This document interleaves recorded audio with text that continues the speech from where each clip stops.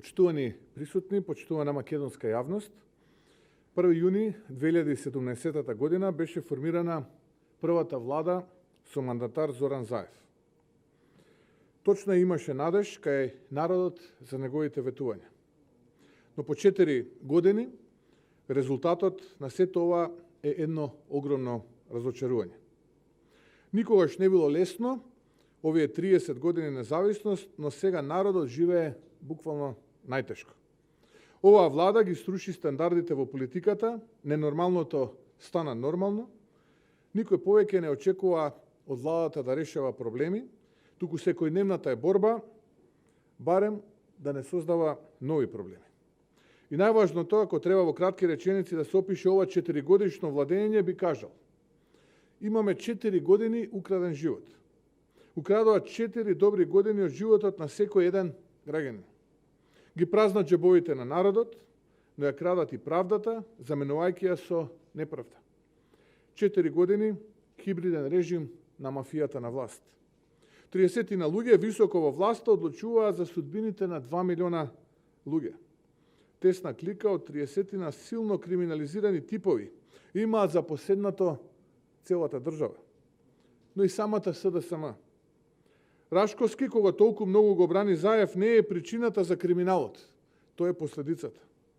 А имињата како Ден Дончев, Вице, Трајче, Ковачевски, Кирацовски, Николовски и другите чувари на криминалот во судството и обвинителството се само слугите на Заев во сомнежите за криминал и украдениот живот.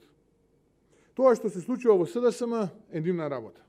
Но тоа што овие неколкумина го прават со државата е наша заедничка обврска да се спротивставиме. 4 години, точно 1461 ден одење наназад.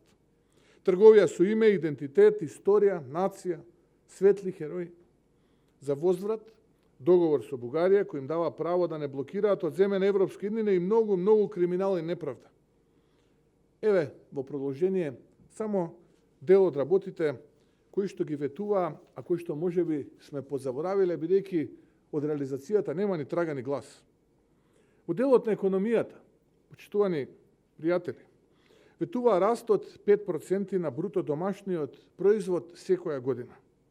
Каква е реалноста? Во периодот од 4 години, започнувајќи од 2017-та, завршувајќи со 2020 година, просечниот раст е 0,7% или точно за 7 пати помалку од тоа што го ветува. Бруто домашниот производ во периодот од 1 јануари 2018 година заклучно со 31 декември 2020 година се зголеми за скромни 700 милиони евра. Во тој период јавниот долг порасна за цела 1 милиарда и 700 милиони евра, што би се рекло дека од бруто домашниот производ се одземени точно ни повеќе ни помалку од 1 милиарда евра. А во првиот квартал во ова 2021 година долгот, јавниот долг е зголемен за дополнителни 700 милиони евра или околу 6,5% од бруто домашниот производ кој што бил на крајот од 2020 година. Ветуваа правечен даночен систем. Воведоа скалез данок, мерката имаше катастрофални последици врз македонската економија. И по бурната реакција во јавноста на предприемачите и бизнис земницата, откако нанесоа штета од неколку десетици милиони евра врз стопанството, се одлучија повторно да се вратат на рамниот данок. Сега она кое што го слушаме се некаков кризен, воен данок, скалез данок и што ли уште не, ке слушнеме само да биде полна буџетската каса за да може тапашите во владата предводена од СДСМ и Зоран Заев да ги трошат безмилосно народните пари. Странските директни инвестиции ветуваа дека ќе бидат рекордери на Балканот, а каква е реалност? Еве, би сакал да ги споменам само бројките во оваа 2020 година која што е позади нас. Директните странски инвестиции во Македонија изнесуваат ни повеќе ни помалку од 1,9% од бруто домашниот производ. Додека пак во соседството бројките се следни. Босна и Херцеговина има странски директни инвестиции во 2020 година во вредност од 2,1% од бруто домашниот производ. Косово 4, Србија 4,8, Албанија 5,7, Црна Гора 11%. Не само што не сме рекордери, туку длабоко сме заковани на дното, а нема странски инвестиции, затоа што оваа влада е најкорумпираната во Европа. Затоа што сме најкорумпираната држава според скалата на Transparency International. Ние сме 111-тото место. Најлошо во историјата, најлошо во независна Македонија. Затоа што апаши ни ја водат државата. Во делот на енергетиката ветуваа многу во програмата за живот, со која што настапија на изборите во 2016 година. Голем дел од тие проекти ги повторија во оној план за 5 милиарди евра инвестиции во 2019 година, ги препишаа за време на предвремените парламентарни избори во 2020 година, а дел од тие проекти ги слушнавме и на пресконференцијата на Зоран Заев, каде што вети нов инвестицијски бран од, замислете, ни повеќе ни помалку 8 милиарди евра. По принципот на Facebook, по принципот на Google, по принципот на Volkswagen, предпоставам и овие 8 милиарди евра ќе завршат само како бројка напишана на хартија. А за жал, од реалноста ни трага ни глас. Но да се вратиме во енергетиката. Ветуваа пренамена на термоенергетската централа Неготино во енергетско-земјоделски комбинат. За волја на вистината и тогаш кога ова првпат го прочитав, со вчуденевидување се обидував неколку пати да го препрочитам, да видам што значи. Но како и тогаш што не успеав да разберам, така и денеска не можам да разберам што сакале да кажат. Но што е важно? Важно е дека од овој термоенергетски земјоделски комбинат нема ни трага ни глас 4 години потоа. Ветуваа изградба на хидроелектричната централа Чебрен и Галиште. 4 години потоа имаме тендер во кој што се бара партнер за јавно-приватно партнерство и слушнавме на пресконференцијата од Зоран Заев дека само што не завршил тендерот и само што не бил избран партнерот, кој што ќе се случил таму некаде октомври месец, трета година октомври месец го чекаме, а изградбата ќе почнала таму некаде на пролет 2022 година. Само човек кој што тотално одлепен од реалноста може за една вака сложена хидроцентрала да даде таков рок. Затоа што тоа не само што не е возможно, туку ни во Спилберговата кинематографија не би му текнало дека ќе може за 3 месеци да се изгради ваков хидроенергетски комплекс како што се каскадите Чебрен и Галиште. Но на лагата кај Зоран Заев и нема крај. Па така денеска од Чебрен и Галиште 4 години потоа нема ни трага ни глас, а новиот партнер во ова јавно-приватно партнерство треба да ја добие, замислете, ни повеќе ни помалце, туку веќе е изградената хидроцентрала Тиквеш, која што десетици илјади македонски семејства ги снабдува со ефтин енергенс, ефтина електрична енергија, по принципот на кој што СДСМ веќе во минатото се навикнати, а јас ќе ве потсетам на тој така наречен бомбона бизнис од оној период кога тие беа на власт од 2002 до 2006 година. Во програмата за живот ќе сретнете дека ветуваат проекти за оптимално искористување на пелагонискиот базен за јаглен, потоа имплементација на најсовремени еколошки стандарди за ТЕЦ Битола и ТЕЦ Осломеј, понатаму отварање на јагленокопот Поповјани, тоа е во делот на Кичево, каде што се наоѓаат уште два, тоа се Чукале и Гуштерица, предпоставувам не слушнале за тие два јагленокопи. Понатаму ветува уште многу работи кои што се поврзани со модернизација на термоцентралите Осломе, Кичево и Рек Битола, но морам да признаам дека најдоа најинвентивен пристап во инвестиција во овие објекти, а тоа е најавата да се стави клуч на истите и да се затворат. Тогаш сме го решиле проблемот и со загадувањето, сме го решиле проблемот и со јагленокопите, бидејќи најлесен начин, ако сакате да не инвестирате, ставете клуч и тогаш никој ќе нема никаков проблем, никој ќе нема никаква главоболка. Но шегата на страна, апсолутно 4 години шајка не заковаа во овие енергетски комбинати. Напротив, денеска Македонија бележи неславни рекорди, односно производството на електрична енергија е најмало во историјата на постоење на енергетскиот систем во нашата држава. Понатаму би споменал неколку работи во здравството кои што ги ветуваа. Како што е, например, новиот универзитетски клинички центар, кој што најпрвен требаше да биде во околината на населбата Бардовци, па откако видоа дека таму не бива работата, се одлучија на Велеполе, во делот помеѓу општините Саре и Ѓорче, па му понудија на македонскиот народ и на пратениците во парламентот измени на законот за јавни набавки, каде што ќе дозволиме на најкриминалната влада во Европа да подпишува договор во 4 очи, ни помалку ни повеќе од вредност од 508 милиони евра, без при тоа да бидат опфатени имотно-правните односи, да бидат опфатени пристапните патишта, енергетското снабдување, канализација, водовод и што ли уште не.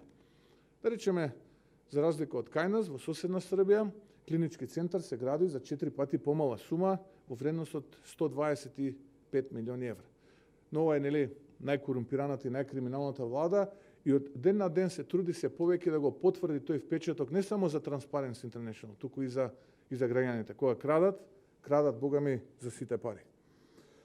Понатаму ветуваа во програмата за живот во 2006 година дека ќе изграделе 16-та ќе изграделе клинички центар во Битола. Не само што од овој клинички центар нема ни трага ни глас, туку и тоа кој што таму го наследија, како што е мамографот, како што е акселераторот, не успеа ниту да го поправат, се расипа. Понатаму ветуваа дека капитациониот бод за матичните доктори ќе биде 90 денари, а за жал денеска тоа е 63 денари. Мајка ми која што сега е во пензија беше таков матичен лекар во поликлиниката Ѓорче, и од тука имам одредени информации, луѓето никогаш потешко и понапуштено не се чувствувале. Понатаму ветуваа дека ќе го зголемат капитациониот бод на матичните стоматолози од 45 на 70 денари, а факт е дека од 48 денари тој истиот не се помести. Ги излажаа и матичните лекари, ги излажаа и матичните стоматолози.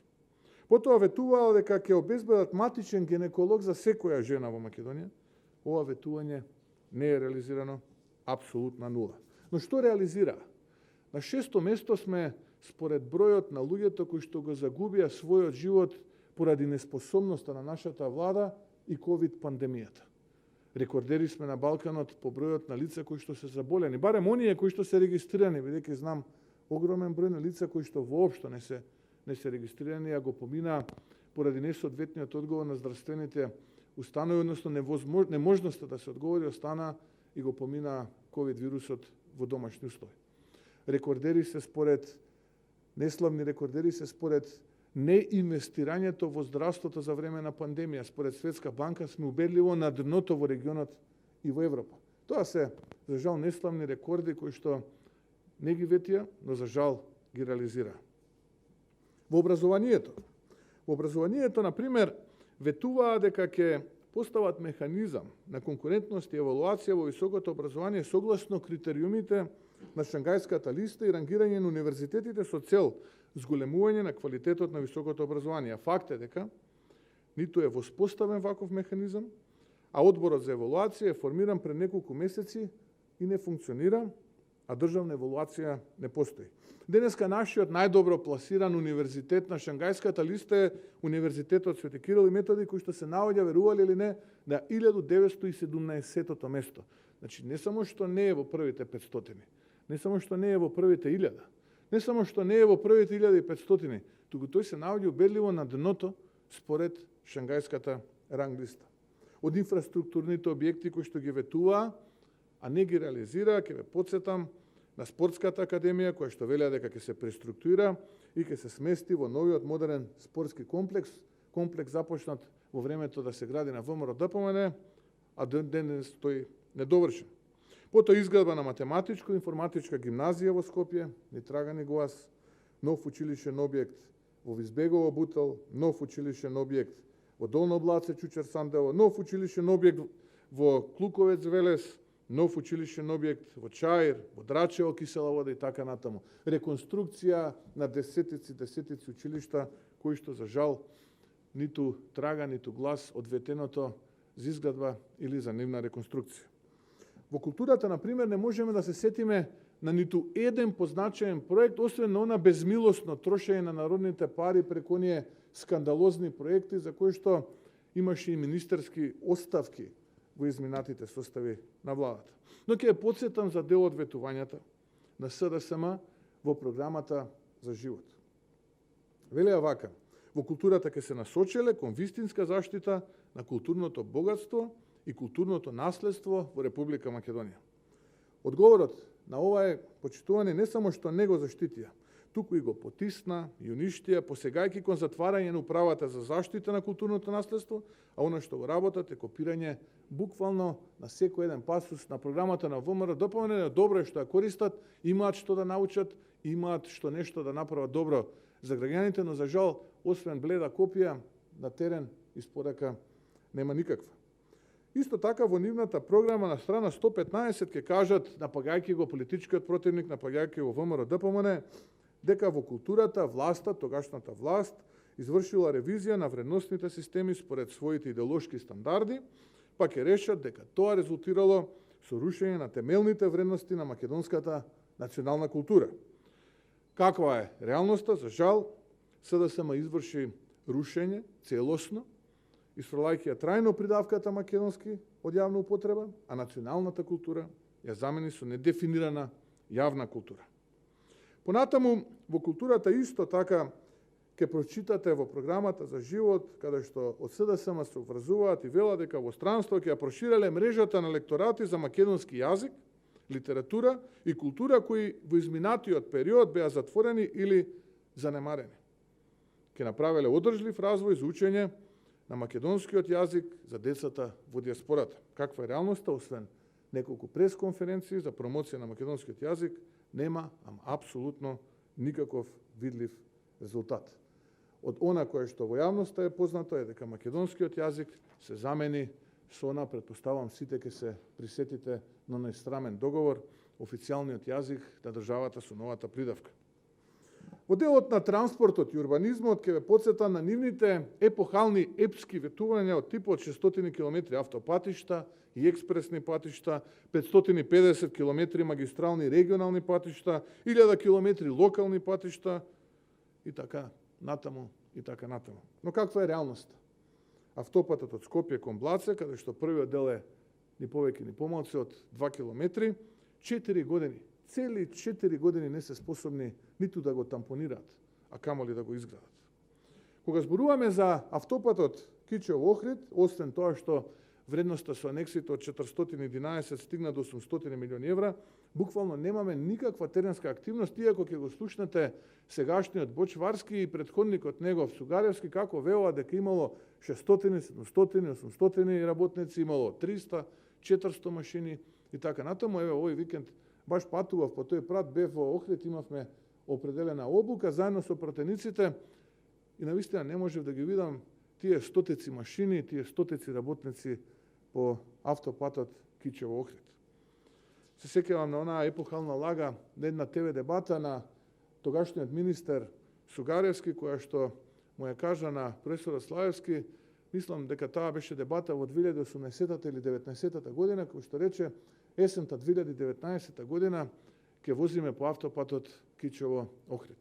Но за жал не само што не возиме по автопатот, туку десетици човечки животи останаа за навек по нај стар, искршен и руиниран пат кој што го користат македонските граѓани, нели сега ни доаѓа туристичката сезона, па повторно најдоа иновативен лек од вратата, наместо туристите кои што доаѓаат од кај нашиот северен сосед да ги ослободат за патарина кон Охрид, тие рекоа да не ја гледаат страмо, да не ја гледаат бруката по тој пат што возат, подлучија кон нашиот јужен сосед да ги ослободат со патарини. Во делот на железничкиот транспорт ќе ве потсетам повторно на она епохално нивно ветување, тоа е коридорот 8, односно изградба на железничката пруга Куманово, Белјаковци, Крива, Паланка, 4 години, грантови, фамозни пресконференции и така натаму, но вистината е дека германската компанија Вибе ја напушти изградбата на овој коридор поради неисплатени уврски и во моментот воопшто нема никаков напредок.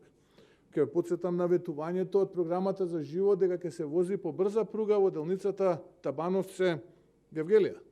4 години потоа, за жал, ниту брза пруга видовме, ниту пак Б од брза пруга.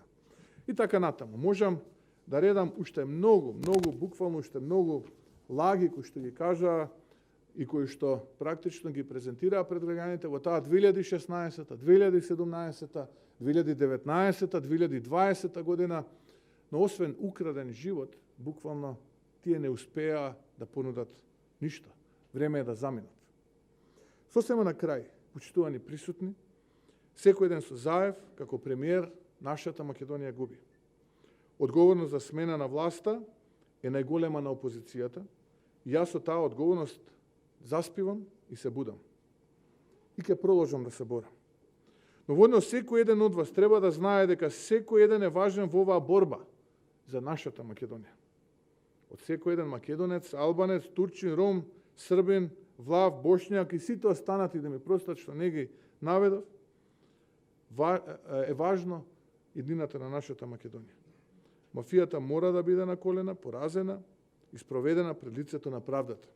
4 години украден живот е најголемата причина зошто оваа влада треба да си замине. Македонија нема повеќе за продавање и за губење. 4 години украден живот и велам, доста е. Доста е, оставка е неминовна. Заминување на Заев и никогаш повеќе. Тука би завршил со денешната пресконференција, доколку имате прашања, ви стојам на располагање.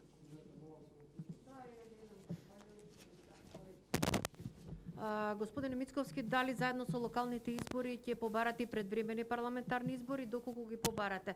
Дали тоа ќе оди преку средба со владеачките партии или пак претеничката група на ВМРО-ДПМН може да поднесе иницијатива во собранието? Основна цел при функционирање на опозиција е да бара предвремени парламентарни избори, ако верува, а ние силно веруваме заедно со народот, дека оваа влада лошо ги менаџира работите во Македонија и лошо ја води Македонија. Така што прашањето дали треба да биде кога, а ние бараме секојдневно оставка од оваа влада и создавање на услови за предвремени парламентарни избори час поскоро. Бидејќи ќе повторам уште еднаш ова што денеска го презентирав на пресконференцијата е можеби 1% од сите лаги на овој украден живот кој што хибридниот режим предводен од Зоран Заев и СДСМ им го понудија на граѓаните изминатите 4 години. Господин Мицковски, во однос на клиничкиот центар и вчера кажавте, ви денеска споменувате дека соседна Србија гради клинички центар за многу пониска сума од она што ќе се предвидува или го ветува власта во Македонија. Денеска министерот Филипче ви врати на вашата изјава дека спредбата била како баби и жаби. Каква е разликата што вие споменувате со овој клинички центар, што се планира или се планира да се направи во Македонија и оној во Белград? Да, ја слушнав утрово таа реакција на господинот Филипче и покрај тоа што тој потврди дека не успеал да излезе од епитетот палјур на Зоран Заев, тој користи израз баби и жаби и тука морам да се сложам со него, во право е, да, точно, споредбата е баби и жаби, односно разликата е околу 400 милиони евра. Толку е поевтин клиничкиот центар во соседна Србија од клиничкиот центар кој што тој и Зоран Заев планираат да го украдат од македонските граѓани.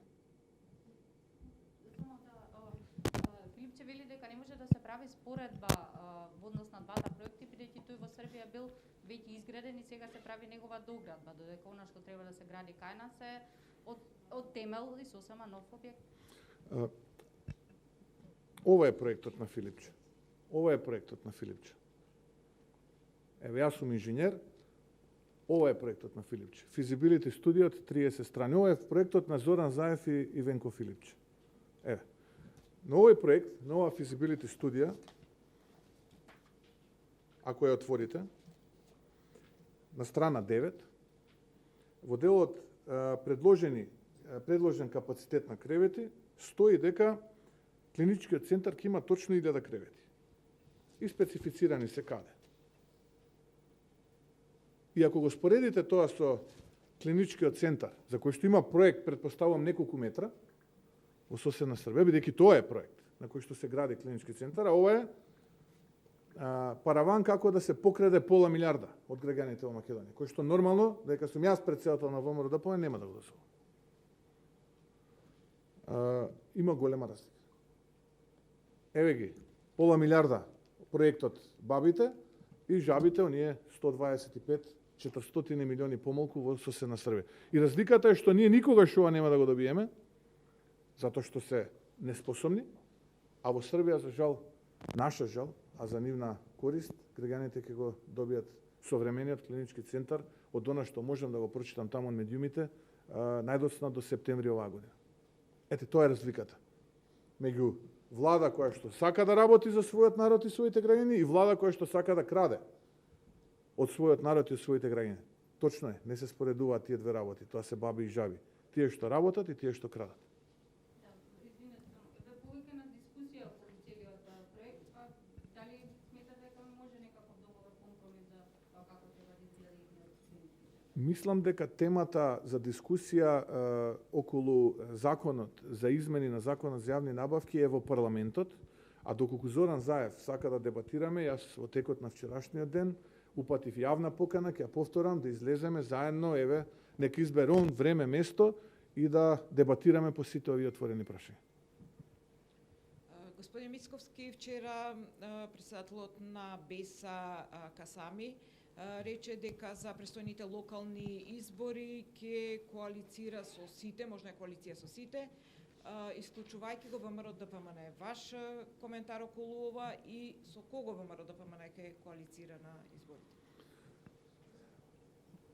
Па јас тоа повеќе го доживеав како навреда кон неговите политички конкуренти, затоа што тој чувствува дека толку е надмоќен во однос на неговите политички конкуренти, што гласовите на ВМРО ДПМН во определени општини, како што разбрав, господинот Касами ќе се кандидирал во Тетово, а господинот Фадил Зендели ќе се кандидирал во Гостивар, е толку голема што не му е потребна поддршката од ВМРО ДПМН. Јас му посакувам среќа и успех во неговата намера и една порака, вака како човек во политиката такви изјави ги даваат луѓе кои што или не ја разбираат политиката, или политиката им е повеќе како хоби, отколку како сериозна професија. Господин Мицковски, неодамна бевте во општина Петровец, рековте дека градоначалникот на таа општина е градоначалник за пример, како и сите градоначалници нели на ВМРО ДПМН.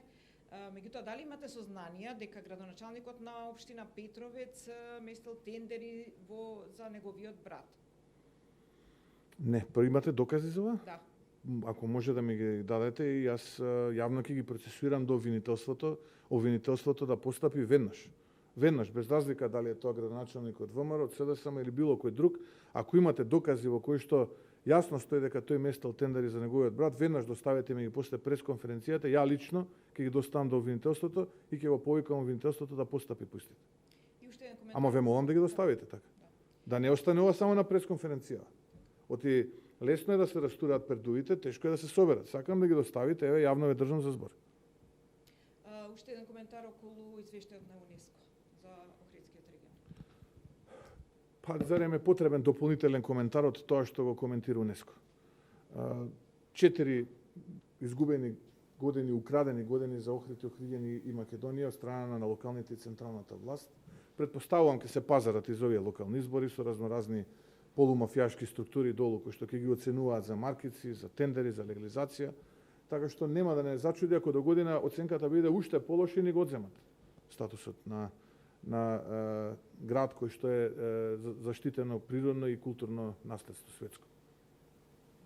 Еве, јас имам две прашања. Прво, околу предвремените избори кои ги барате, бидејќи премиерот Заев имаше став во едно интервју дека и рече дека е време за редовни парламентарни избори. Како ќе ги барате овие предвремени избори? Дали преку собрание ќе идете иницијатива? Па не познавам друга иницијатива. Правно треба 61 да кренат два прста во парламентот пратеници и на тој начин да се распушти оваа влада и да се закажат евентуално нови предвремени парламентарни избори. На друг начин, за жал, не можеме да ги добиеме, зборам формално правно. А како методологијата до која што ќе дојдеме до 61 пратеник, секојдневно работиме на тоа, кога ќе имаме мнозинство од 61 пратеник, ќе информираме благовремено македонската јавност.